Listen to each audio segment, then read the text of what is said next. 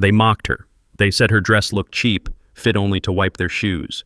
And when she stepped on stage to receive her award, they tripped her, hoping she'd fall, hoping she'd humiliate herself for the world to see. What they didn't expect was that fall to become a billion-dollar moment. The moment that turned her into a legend, more powerful and famous than any of them. The red carpet at the 96th Academy Awards was a river of light, cameras flashing like 1,000 tiny suns across Hollywood's Dolby Theater. The air buzzed with anticipation, heavy with perfume and ambition.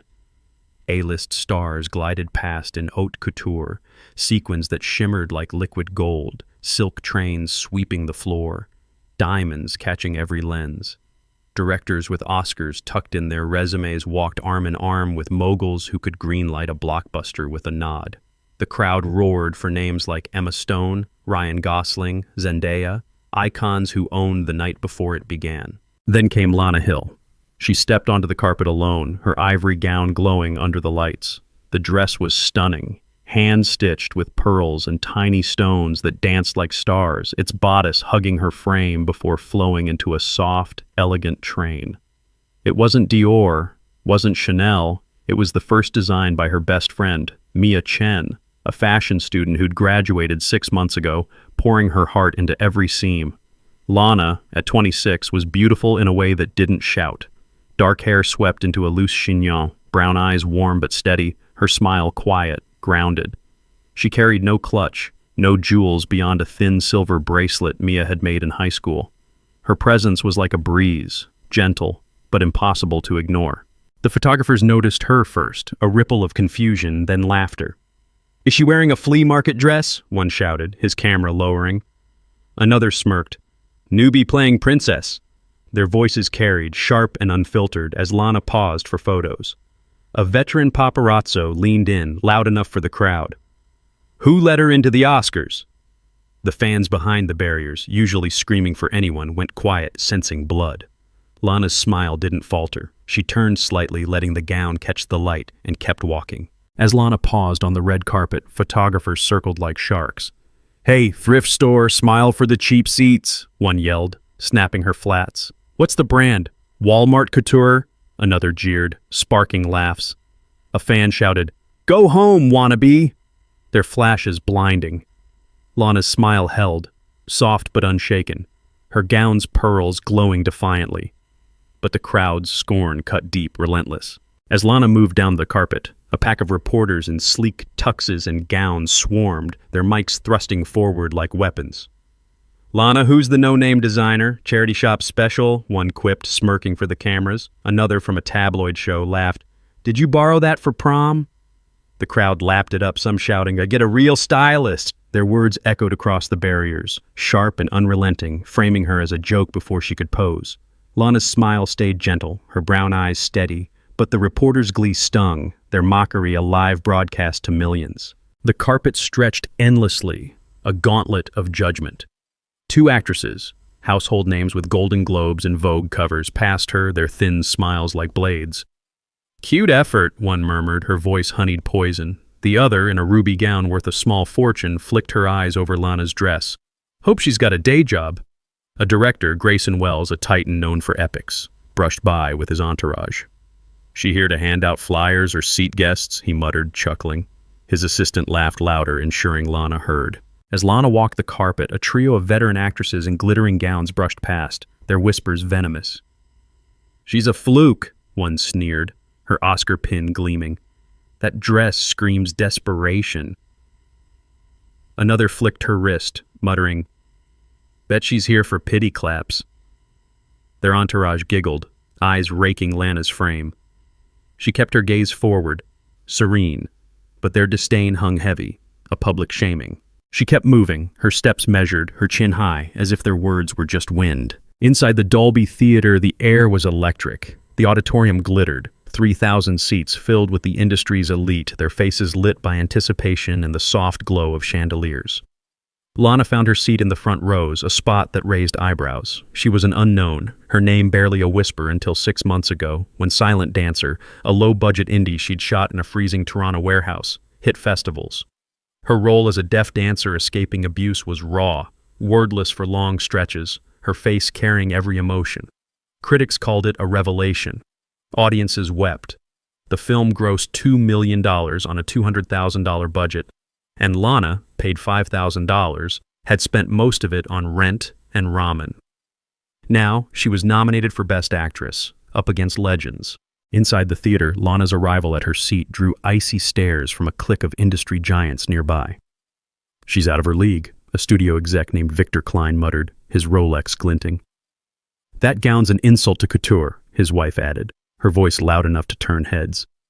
A former nominee leaned in, sneering. "Does she think this is a community play?" Their laughter rippled, drawing smirks from others. Lana sat calmly, hands folded, her grace untouched, but their disdain hung like smoke, marking her as an intruder in their world. The ceremony began with music and laughter, Jimmy Kimmel's jokes landing like confetti. Lana sat quietly, her hands folded, watching the stage. Around her, whispers grew. A producer 2 rows back leaned toward his date. "Who's the girl in the homemade dress?" His date snorted. "Some festival darling. She'll fade by morning." A starlet in emerald silk, seated nearby, rolled her eyes when Lana's name flashed on the nominee reel. "She's no Meryl," she said, loud enough for Lana to catch. Lana's expression stayed soft, her focus on the stage as if she hadn't heard. In the auditorium, a starlet named Chloe Reed passed over for a nomination, glared at Lana's front row seat. "Her? Nominated," she hissed to her agent. "Silent Dancer's a pity project, 0 budget, 0 craft," her voice carried, drawing nods. "She's stealing our spotlight," another muttered. Lana sat still, hands folded, her calm a stark contrast to their bitter envy. During a commercial break, a bitter actor named Julian Tate, overlooked for years, leaned toward his date, his voice carrying to Lana's row.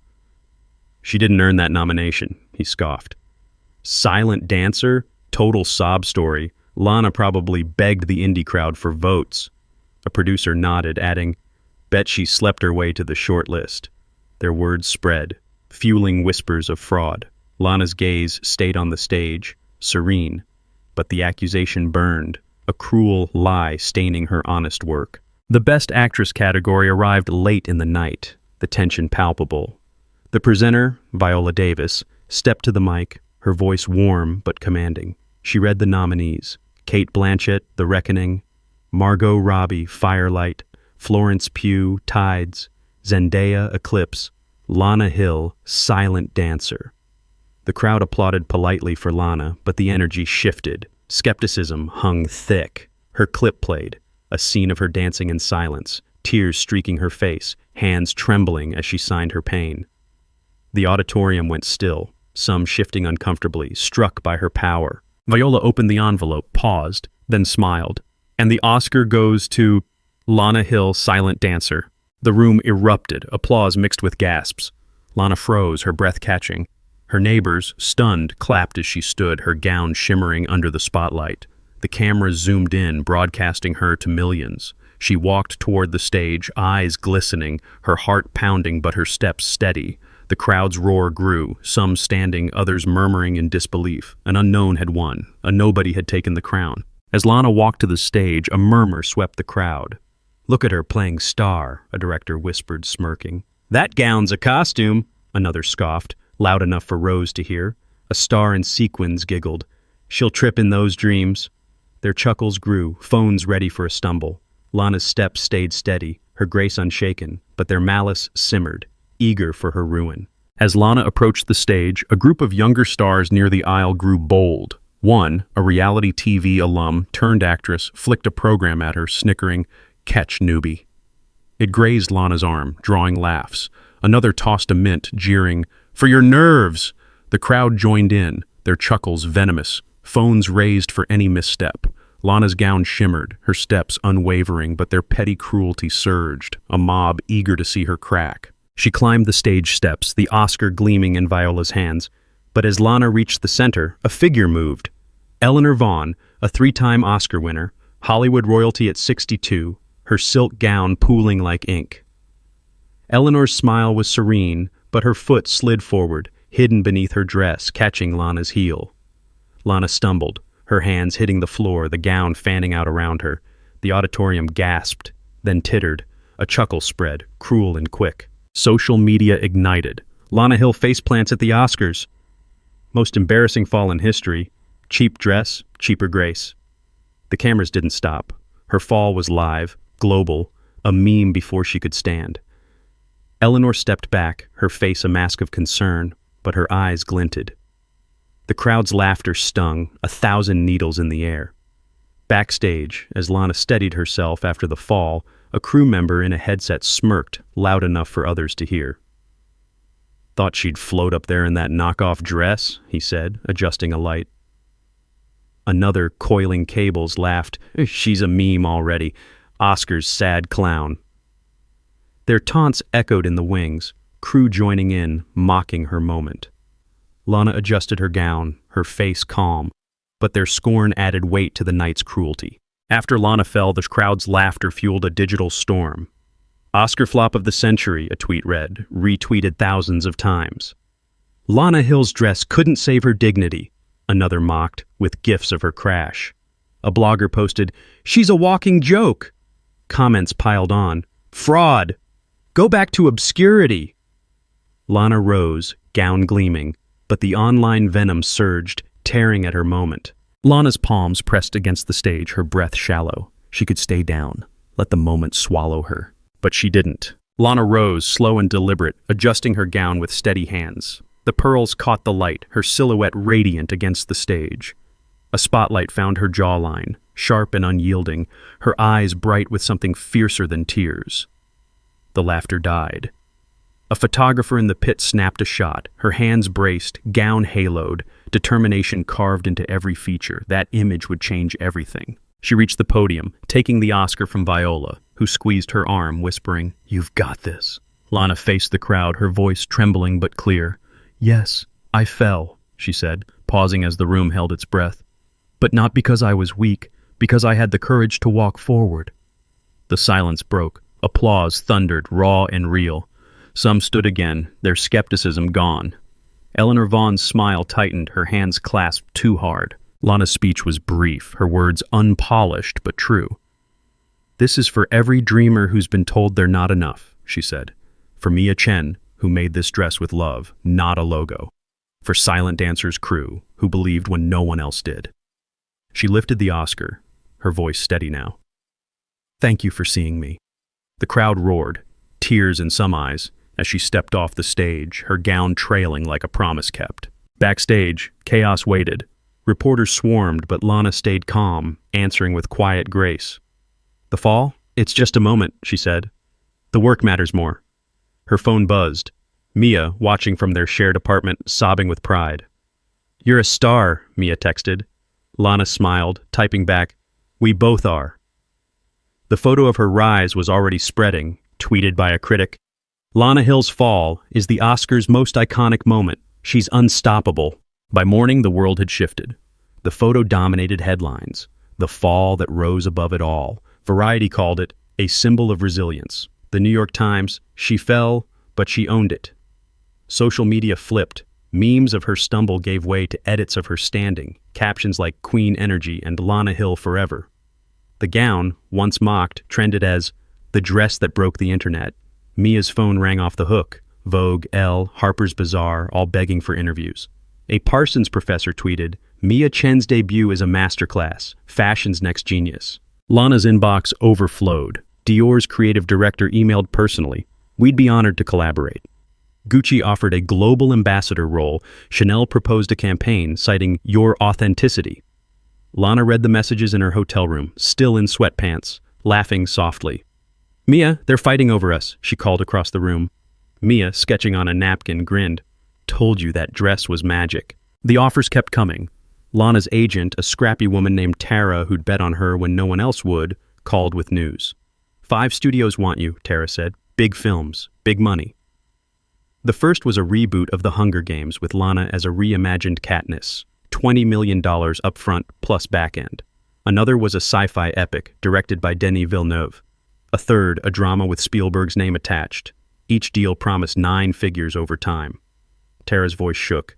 "You're at $100 million net worth, easy. And climbing." Mia's career exploded too. Her gown, dissected on every fashion blog, sparked a bidding war. Valentino hired her as a guest designer, her first collection set for Paris Fashion Week. Her Instagram, once 500 followers, hit 1 million overnight. A WWD headline read, "From dorm room to red carpet, Mia Chen's meteoric rise." Lana retweeted it, adding, "Always knew you'd shine." Mia replied, "Only because you wore it." The photo of Lana's rise became a cultural touchstone. Time magazine ran a cover. Lana Hill, the new icon of fearless femininity. The article detailed her journey, raised in a small Ohio town, theater kid turned NYU dropout, scraping by on audition tips until silent dancer. It praised her silence in the face of scorn, her grace under pressure. She didn't fight back, it read. She rose higher. The image, her hands on the stage, gown glowing, was framed in galleries, printed on t-shirts, studied in film classes. Eleanor Vaughn's name faded from the narrative. Reporters asked Lana about the trip, but she never pointed fingers. "Accidents happen," she said, her smile disarming. Online, though, sleuths slowed the footage, spotting Eleanor's foot.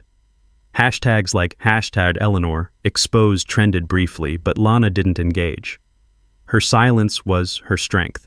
She let the world see Eleanor's pettiness without a word. The veteran actress issued a vague apology. "I regret any misunderstanding." But the damage was done. Invites slowed. Her next film tanked. Hollywood moved on. Days later, the Academy issued a statement. Eleanor Vaughn banned from future broadcasts for unsportsmanlike conduct. Her trip, caught on slow-mo, sparked outrage. Ban Eleanor trended as networks dropped her interviews. At a gala, guests shunned her, whispering, "She sabotaged Lana." Her legacy, once golden, tarnished overnight. Lana's viral rise eclipsed her, proof that grace outshone spite. Lana's films became juggernauts. The Hunger Games reboot grossed $1.2 billion. Her Katniss, a symbol of defiance for a new generation. The sci-fi epic earned $1.5 billion, her performance mesmerizing, per The Guardian. The Spielberg drama swept awards, adding another Oscar nod. Each success built her empire, her name now synonymous with resilience.